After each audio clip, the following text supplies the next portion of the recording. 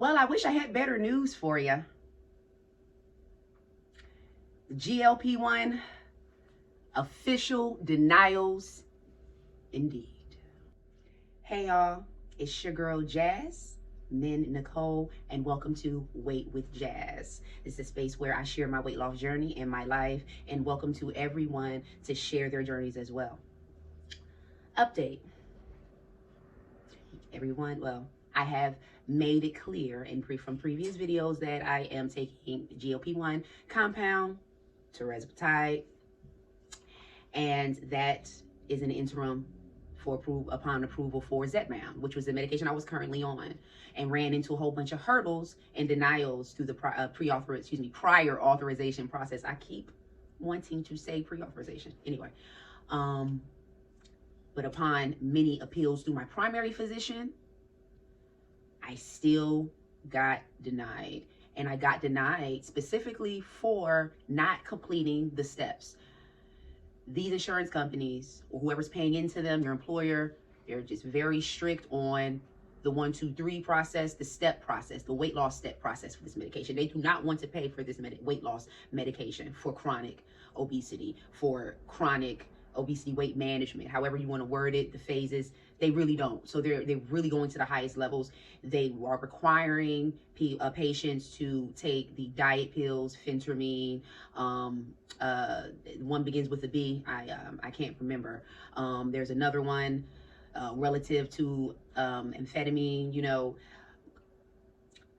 these diet pills have very horrible side effects that are frequent, and the side effects impact the heart. They're cardiovascular related. Not for me. And when you provide the rationale, which is what they ask you to provide the rationale, it's no. They want you to still try it. So you rather push a medication that gives very horrible side effects on a frequent basis that affect a person's heart, than give them a medication that does have side effects but more related to the gastric element, with the other severe side effects being very less likely to occur. So the only effects you're getting is just the gastric related effects. You're not getting cardiovascular effects. That's nothing to play with. I've taken a diet pill before in my history of weight loss. Okay, wasn't a great experience for me. I explained that rationale, gave that time frame. Physician provided. I'm assuming the physician provided because this is information that I provided. Still denial. To a point where it's like, you know what, this is the final decision. But then, you know, guess who comes in and tries to appeal or tries to submit a prior authorization for medical necessity? Fridays. Remember? I joined Fridays, right? Specifically for this. Was holding on to that idea specifically for this. Respect what Fridays do, but I don't need the consultations, the coaching and all that. I'm an OG in weight loss, like a lot of us are. We just need the medication. We know how to that's what I'm looking for. We know how to go I can't get it now.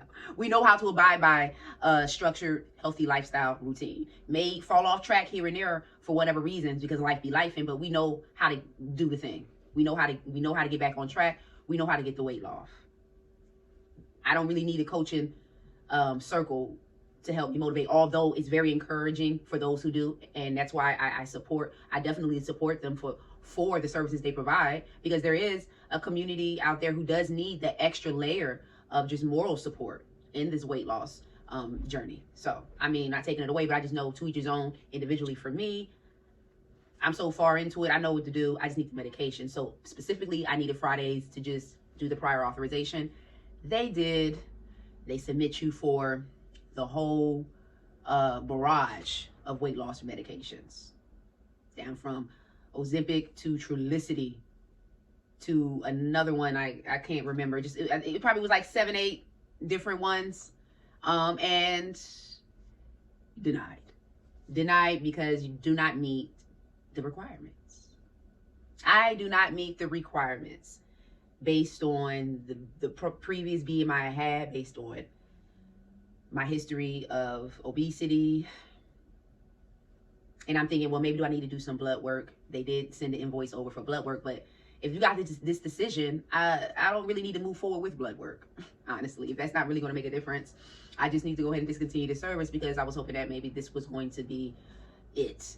I would be able to get the medication through, but was not, and it's not at the fault of Fridays. It's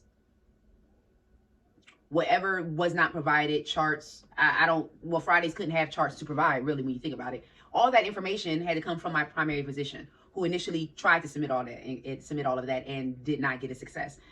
I still attempt to do Fridays, thinking that maybe they could just do something extra. I don't know. I gave them all the information, though, that I could. And I was thinking they was going to take all that information and then hoping that the insurance company was going to take all that information and rationale and give me a favorable decision. But see, I'm not the person physically doing this, nor am I reviewing what's being done before it's submitted. So I don't know what literally was done by the professionals. I don't know what that template was, what information was placed in, what verbiage was used, how it worked. If I did it myself, not saying I would guarantee an approval, but I'm not saying I wouldn't get one. So we here and here, because I feel like I would just be more savvy in knowing what to do in this. But that's not my industry. That's not what I do. So that's it. Unless I want to try to pursue a secondary insurance company in hopes that they approve these GLP-1 weight loss medications without putting me through all this scrutiny, without the step process. Because that's a problem. I mean, I honestly find it unethical, personally. If a patient, it states from experience that they cannot deal with these certain type of weight loss medications because of the cardiovascular effects. And amphetamine was previously banned in 1997, just letting you know. Yes, they had to go through the testing again, but they were, for that specifically, cardiovascular issues. So, yeah. I'm like, really, I can't keep appealing with that same logic if it's going in one ear and out the other. It's like, do you want to go legal? I'm like, no, it ain't that. I ain't going legal with it. You know what I'm saying? I'm not taking it to that level, which you can always take it to that level. Like, you can legally pursue an insurance company, or you know what I'm saying, or whatever. Like, I'm not ain't doing that. But anyway, that's that update. So because the GLP-1 medications, Zepbound, Wegovy, Saxenda, Trulicity, so those are primarily the ones that I was targeting for chronic obesity or chronic weight management. Because there is no success for those for me, I am going to remain on a GLP-1 compound route that I'm on now, and that's going to be it. Okay, so I'm currently still on week 2's injection. Week 3's injection will be coming up on Monday, and I already have an order on the way of my next dose, which is actually going to be a titrate dose up to 7.5 mg. And I'm gonna give you some details on the update so far on the 5 mg. I'm gonna get at y'all the next video. Be real to you. Boo.